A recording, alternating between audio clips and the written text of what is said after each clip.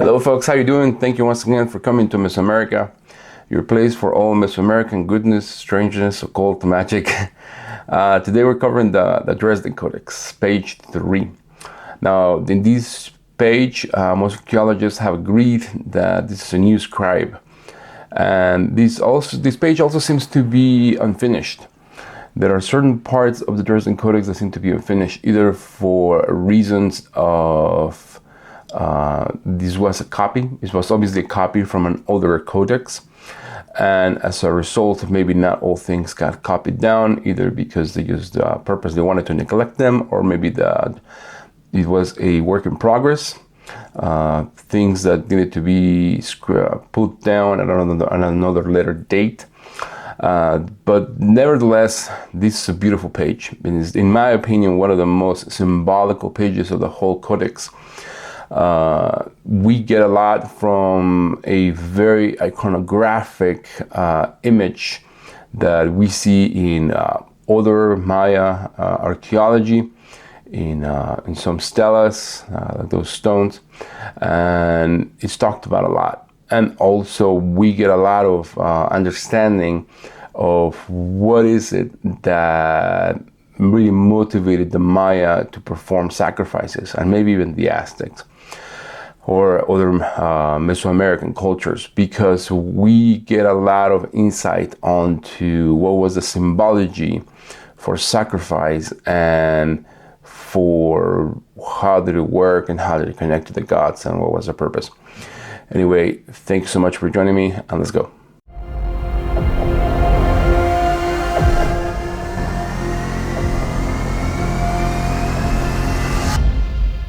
Now, the main subject of this page is the lizard tree, or at least that is what most archaeologists are calling it. We don't know what type of lizard it is, or at least I don't think they have ever said what type of lizard it is. But we get that because of the base of the tree. And what is this tree?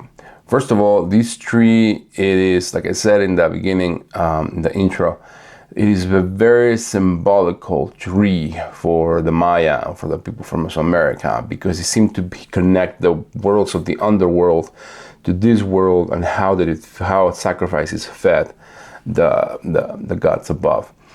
And this tree is called the axis mundi. There are many archaeologists that have called this in Arqueología Mexicana, which is mostly where I'm gathering this data from. It is also called the axis mundi. It was so called in 1987 by Marta Ilia Nájera.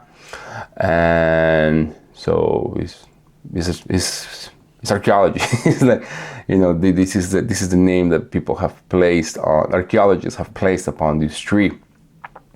And there's a lot of data to back it up. And it is very symbolical, because if it is the axis mundi, or the center of the earth, it means that that is the root of something particularly meaningful. Like a root, for example, is the center of the plant. So is this tree, or where these places where sacrifices were performed. This is the root of a particular action, or a particular starting of time. Now, along the tree, we of course see the sacrificed individual. He was obviously killed by the plucking of heart. You know, you've seen it in the movie Apocalypto. You have the big the obsidian knife. They drive it through the chest, break the chest cage, and pluck out the heart, cut the heart, and offer it to the gods. There are many different types of stone archaeology still to this day that have their tongue out. So usually, or the chacmol, and so the history is that they used that heart and they plucked it there and on the tongues to feed the gods the stone, either stela or monument. It was a direct connection to the god, and they felt that they somehow fed the god through that particular stone. Now, the poor guy didn't have a good time. He didn't have a good time. His eye socket is obviously been plucked out by a buzzard. You can still see the optical nerve connect from the buzzard's mouth to the to the person being sacrificed, to his eye socket. And so, as to whether the buzzard means anything symbolically, I am not sure, or they just happen to be there. I particularly have never really seen a buzzard, or at least a lot of buzzards in Mexico. I don't know what happened to them.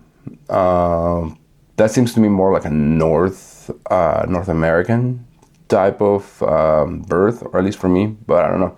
There might have been a lot of buzzards back then in the Chichen Itza region. Like I said, this book, this codex, was found in Chichen Itza, so it's likely is retelling a story that happened in Chichen Itza. Along the trunk of the tree, we see 5 days, which is a How 20, Lorth, Ep 12, which means jaw. Then it's Kan 4, which means sky, and then Siv 16, which is candle, and Lamat 8, which is Venus. Now we try to put all these days together, we form a sentence, and the sentence is the following. It says, good fortune, unstable, protection of bad thoughts, and blessings. Now, like I said, the Dresden Codex is an almanac, and as such, it is trying to tell a story of events that are to come. This is particularly useful for farming, and it is particularly useful to also to conduct ceremonies and to track the passage of time. The litany at the bottom, it says, his destiny is dead. He was strained, kind of like a rag. Strained, his destiny is dead. It has been said, he paid for his evil. Here we get something very interesting, because there has been a lot of theories as to why do people get sacrificed. People get sacrificed because they win the ball game, or because they're bad people. Now, sacrifice has been performed in many different cultures. The Romans, in a way, perform a lot of sacrifices in the Roman circus. They used to kill people in battles, or like a lot of Christians said they were killed by animals. This was a form of sacrifice. I know that the people from Mesoamerica had given a very bad rap for their very graphical depiction of sacrifice. Whereas the Romans, kind of like people just died and they don't really quite describe how much they died, how did they die. Whereas the people from Mesoamerica are very gruesome. They really depict the way they died. But there's a reason for this. The reason why is symbolical. For example, if you go to Chichen Itza, where there's somebody that gets sacrificed in the stela for the ball game, there are multiple snakes of blood that spit out from the person being sacrificed. Now, the spigots of blood have a certain number and they look like snakes. So there's a symbolism behind sacrifice. It's just not sacrifice for the sake of sacrifice. And the reason now we have this evil person that is being sacrificed is as a form of control. Like people go to jail or sometimes get a death sentence is because they have done something bad. Even within our own community, this guy was probably likely a foreigner that did something evil, and therefore it was punished for doing so. Now in the second segment, it reads, the payment of a Han is food. The future predicts white man placed in order, and before History Channel tries to seduce our minds to try to say that these white men were somehow white men, like European people. We see in San Bartolo that there's a big gigantic mural with people painted white, some people painted black. I did not know why certain people were painted black and what, so some people were painted white. And the Mormons like to believe that the white people were the Nephites and the black people were the Lamanites. There are no black people in Mesoamerica, as far as we know. There have never been purely black people. There have never been purely white people also in Mesoamerica. Most of them are kind of like toasty brown, or the kind of like darkish brown, but never fully black or white. And so the symbolism of this white person probably has to do with something religious that we still need to have more clues for us to be able to elaborate as to what that is. Now, we do have a little bit of clues as to who these white people are. They're obviously royal people. And these royal people are under the jurisdiction of this, or the Lord S, and the Hunahau. Ahau, as you guys know, means Lord, so Lord Hun, and the lords of Metnal, the lords of the underworld. And so we get a little bit of clues, but we still don't get the full picture of who these white people are. The Lord Chak is on the right. Of course, the Lord Chak is the Lord of Water. You see him all, like there are stone effigies of him all over Yucatan, and all the way down to Belize, all the way down to Guatemala. And the Lord Chak in an almanac is a good omen. It means that there's going to be good rain. It means that that plants are going to be fed, and the waters are going to flow. And so the fact that Chak makes his appearance is it's a great thing. The god on the left, as we see it, it's probably the bat god, which is I have an episode on that if you want to go see it. The bat god is Lord of Darkness. He controls the underworld. And so these could mean the following, and it's something very beautiful for me. A lot of people, even in Mexico, like Tenochtitlan, Mexico City, they used to conduct ceremonies for the bats. And I've been in one of the caves where offerings were given to the bats, effigies were given to the bats.